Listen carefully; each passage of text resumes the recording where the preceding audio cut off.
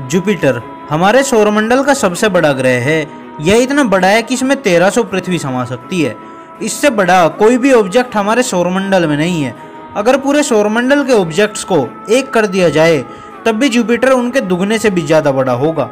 यही विशालकाय ग्रह सभी बड़े एस्ट्रॉइड्स को अपनी ओर खींचकर हमारी पृथ्वी को एस्ट्रॉइड से बचाता है। तो अब आप लोग समझ ही गए होंगे कि चाहे इस ग्रह पर जीवन हो या ना हो, मगर हमारे सौरमंडल में इस ग्रह का महत्व बहुत है। मगर क्या आपने कभी सोचा है कि क्या होगा अगर हम जुपिटर का रेडियस डबल कर दे? हाँ, हमारी आम जिंदगी में ऐसा करना तो लगभग नामुमकिन ही है, क्योंकि उसके लिए हमको इतना ज़्यादा मास चाहिए होगा जो कि हमारे पूरे सौरमंडल में सिर्फ सूर्य के पास है। और सूर्य के जैसे बड़े आग के गोले के पास जाना तो हमारे लिए लगभग नामुमकिन ही है। तो अभी के लिए तो वास्तव में ऐसा कुछ करना हमारे लिए संभव नहीं है, लेकिन शायद हमारी फ्यूचर जनरेशन के लिए ये मुमकिन होगा। और अगर वह ऐसा किसी कारण से कर देती है तो क्या होगा? क्या तब भी कुछ सामान्य रहेगा? क्या तब भी हमारी पृथ्वी सूर्य के चक्कर लगाएगी या जुपिटर का? या फिर क्या इसका हमारी जिंदगी पर कोई प्रभाव पड़ेगा?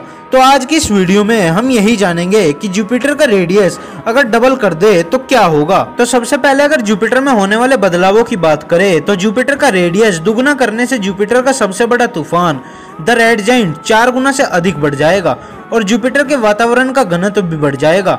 लेकिन जुपिटर पर जीवन नहीं है तो इससे किसी को कोई फर्क नहीं पड़ेगा, मगर इसके बाद जो होगा उससे शायद आप भी डर जाए। जुपिटर के रेडियस को दुगना करने से जुपिटर का वजन भी 8 गुना बढ़ जाएगा और जुपिटर का वजन 8 गुना बढ़ने के कारण इसका गुरुत्वाकर्षण बल 8 गुना से ज्यादा बढ़ जाएगा, जिसका मतलब यह है कि अब यह अपने आसपास की चीजों को 8 गुना तेजी से अपनी ओर खींचेगा, जिसके बाद जुपिटर के चांद और इसके आसपास घूम रहे एस्ट्रॉइड्स पर जुपिटर का तेज गुरुत्वाकर्षण बल प्रभाव डालने लगेगा। और यह तो जुपिटर का तेज गुरुत्वाकर्षण बल उनको अपनी ओर खींच लेगा और खुद में समा लेगा, या फिर उनको अपने से दूर सौरमंडल में इधर उधर फेंक देगा। और फिर इस बात की काफी बड़ी संभावना होगी कि उनमें से कुछ एस्ट्रॉइड्स हमारी पृथ्वी से टकरा जाए।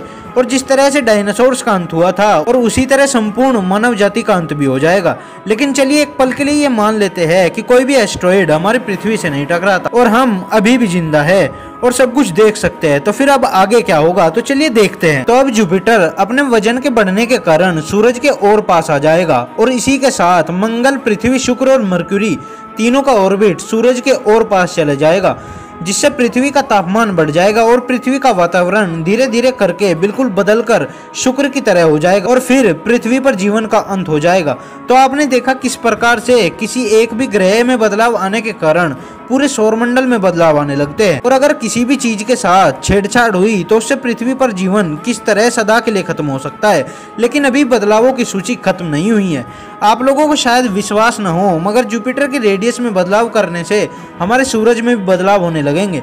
असल में जुपिटर का वजन 8 गुना बढ़ने के बाद हमारे सौरमंडल का बेरी सेंटर सूरज के कोर से थोड़ा बाहर की तरफ आ जाएगा, जिसके बाद सूरज का ऑर्बिट भी थोड़ा बड़ा हो जाएगा और यह भी बेरी सेंटर का एक छोटा सा गोल चक्कर लगाने लगेगा। अब जहां पहले सभी ऑब्जेक्ट सूरज का चक्कर लगाते थे, अब वह सब और हमारा सूरज खुद एक पॉइंट का चक्कर लगाते दिखेंगे और हमारा सौरमंडल दिखने में पूरी तरह बदल जाएगा। तो देखा आप लोगों ने कि किस तरह हमारी एक जुपिटर की रेडियस को दुगना करने की कल्पना ने पूरे सौरमंडल को किस तरह बदल कर रख दिया। मगर क्या आप लोगों ने कभी सोचा है कि अगर हम जुपिटर को गायब भी कर दे तो हमारे सौरमंडल की परिस्थितियां किस प्रकार बदल जाएगी?